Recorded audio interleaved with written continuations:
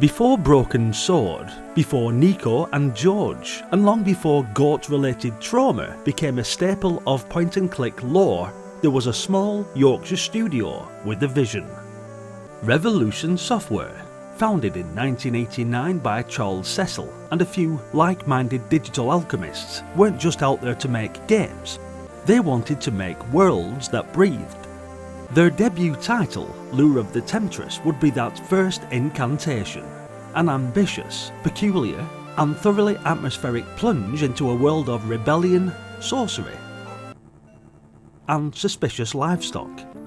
Released in June 1992 on the Commodore Amiga and soon after on MS-DOS and the Atari ST, Lure of the Temptress arrived at a time when point-and-click adventures were dominated by pirates, galactic police, and insult swordfighting.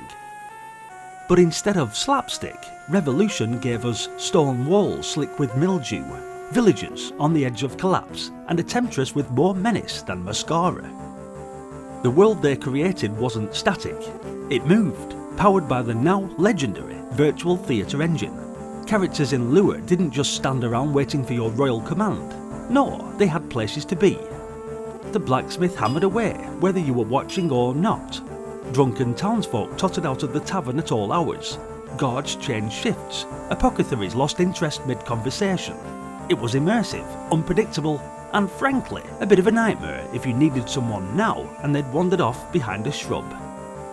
But that unpredictability, that sense that the world wasn't revolving around you, was what made it so special.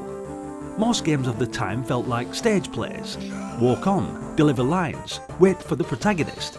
But Turnvale was alive. Moody, muddy, skull infested, but alive. And it wasn't just the tech doing the heavy lifting. The tone was uniquely British, dry, sarcastic, and just slightly theatrical. Yes, the stakes were high. An entire town under the thumb of a manipulative sorceress with a penchant for dramatic entrances, but it never tipped into melodrama. It was sinister without being self-serious, funny without falling into farce. Then there's the name, Lure of the Temptress. It sounds like it belongs on the cover of a tatty pulp novel tucked behind the counter at a dodgy newsagent. But what you get instead is something more nuanced. The Temptress herself, Selena, spelt with an E, isn't some vampish cartoon villain. She's elegant, persuasive, and deeply unsettling. The kind of person who would convince you to do terrible things and make you thank her for the privilege. It all began with the concept, a world that doesn't wait for you, and a protagonist who probably shouldn't be the hero. Diermot, no title, no sword, no great destiny, just a bloke. Probably didn't even finish school, but fate, or perhaps blind luck, puts him in the middle of a rebellion. He doesn't so much seize the moment as fall headfirst into it and hope nobody notices he's winging it. Lure of the Temptress didn't just set the stage for Revolution's later triumphs, it built the bloody stage and set fire to the curtain.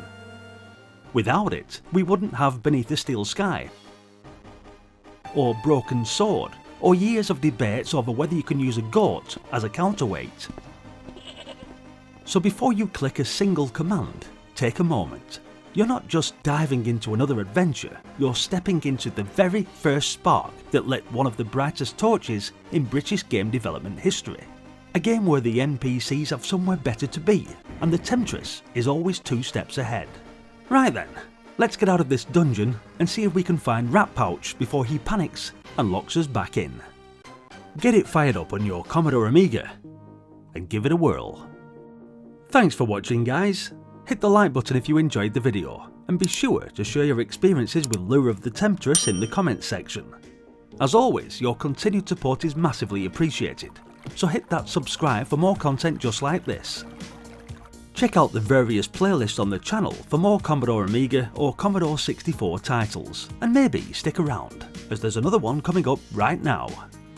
Hopefully, I'll see you all in the next one. Until then,